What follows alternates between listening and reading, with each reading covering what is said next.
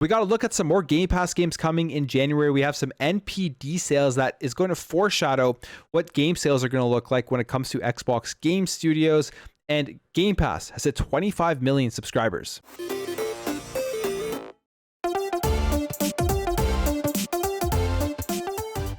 Welcome back to another video, guys. If you enjoy daily content, make sure to hit that subscribe button. So if yesterday's announcement weren't enough, we also got this, I guess, leak or something that Microsoft, they accidentally posted about more games coming to Xbox Game Pass. Now, we knew about a lot of these games, but I think there's a couple here that we didn't know about. So you have Trigger Happy Havoc or Danganronpa, which is like a visual novel anime style of game, and people are always talking about that game. I always see it mentioned, so I mean, maybe I'll check it out. I'm not 100% sure. I'm guessing it has a really cool or interesting story. I don't know anything about it, so let me know in the comments below if you've played it. Death's Door, I mean, Death's Door is one of my favorite games, if not my favorite game of last year. It's such a great game. If you like Zelda style games, you like games with good combat, great graphics, a good story, and that overhead isometric style of view, definitely check out Death's Door, worth all of your time. Hitman Trilogy, we heard about this coming to Xbox Game Pass on the 20th. So you get all 3 games on there, even the newest one that just came out last year.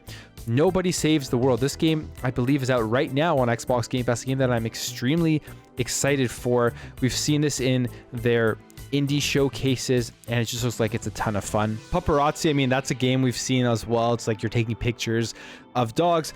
Rainbow Six Extraction. Now, this is a big game.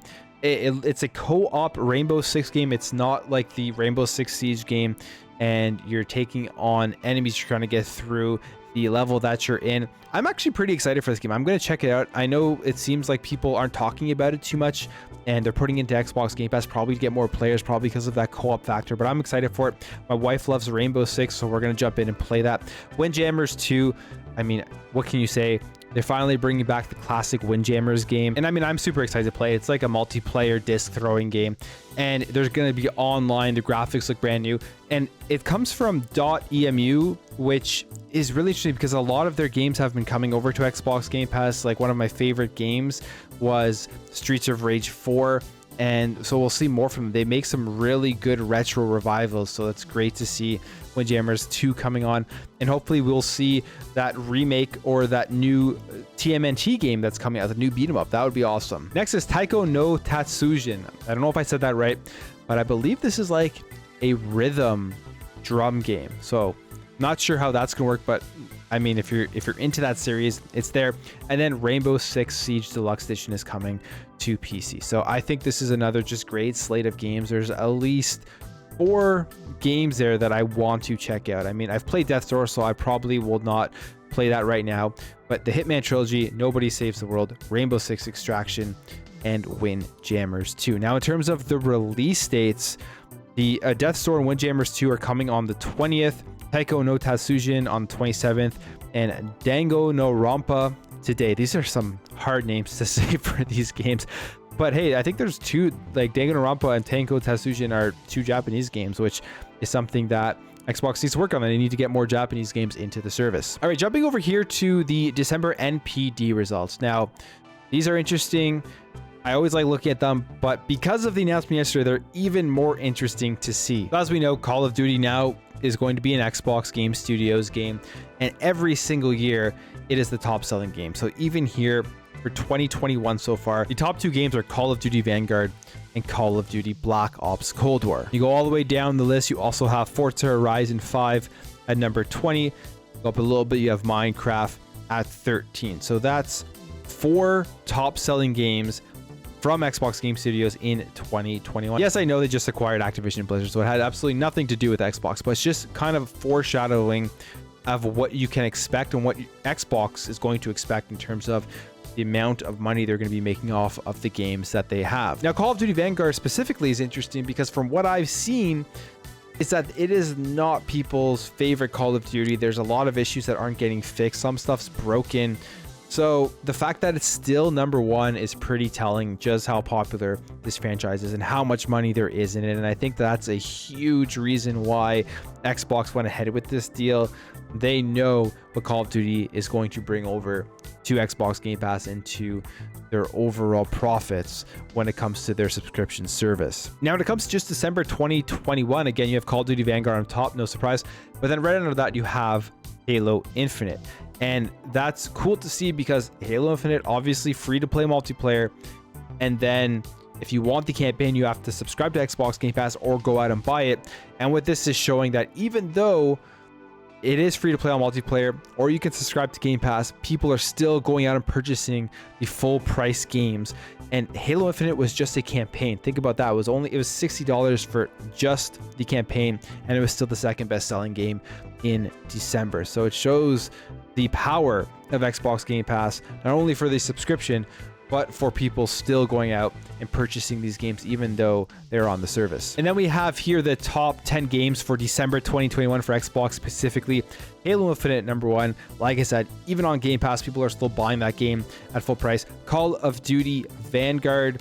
Then you have Madden following that. Then you go down to the bottom of the list. Very interesting to see. Assassin's Creed Valhalla still selling very well, even though that's been out for a while on Xbox. And then Call of Duty Black Ops Cold War, last year's Call of Duty game, still in the top 10 within December 2021. And if you're hoping that MLB The Show 2022 is going to come onto Xbox Game Pass, this may be an indicator that could point to them wanting to do it again. MLB The Show 21 was the 9th best-selling game of 2021, which, I mean, it's a sports game. It's an incredible sports game. If you like baseball, you like sports games at all, definitely check it out. And it was ranked 5th on the PlayStation platform and 18th on Xbox, but digital sales are not included on the Xbox platform. I'm assuming if they include them, that would be a little bit higher. But MLB The Show 21 in general is the best-selling baseball game in US history. So the MLB is going to look at that. They're going to see how this game has propelled in sales since it came onto Xbox. Obviously, more people playing it, more people having access to it. And then they're going to look at what Xbox Game Pass has done to increase the overall sales of that game. And I'm hoping once they do that, they are going to be incentivized to put the next version of this game on Game Pass again, because I really want to jump in and continue to play this game for years to come.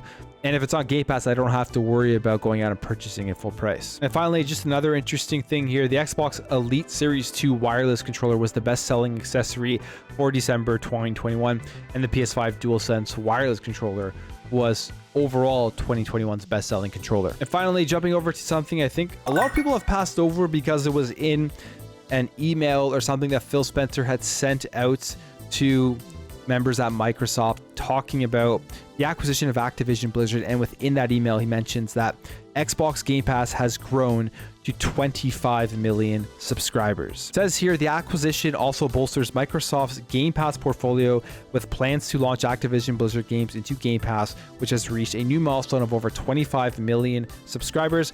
And something to be aware of, that with this Activision Blizzard acquisition, they have access to Battle.net and stuff, which means that they have nearly 400 million monthly active players in 190 countries and $3 billion franchises that they are going to get access to, which I'm sure they're going to somehow try to wrap Game Pass into those subscribers, add it to Battle.net. I don't know what they're going to do, but I'm sure they're going to try to take advantage of those subscribers and see if they can push Game Pass in some way or another, or just incorporate it fully with Battle.net. That's a big jump because in January of 2021, they reported that they had hit 18 million subscribers. So they've gone up 7 million subscribers in a year. That's showing the success of Xbox Game Pass, and it's going to continue to grow, especially after this acquisition of Activision Blizzard. Anyways, guys, that's it for me. Let me know what you think about all of this stuff. What games here from this list are you excited to play? What do you think about this NPD results? And are you impressed that Xbox Game Pass has hit 25 million subscribers? Thank you guys all for watching. Thank you for your continued support. I really do appreciate it, and I'll catch you in the next video.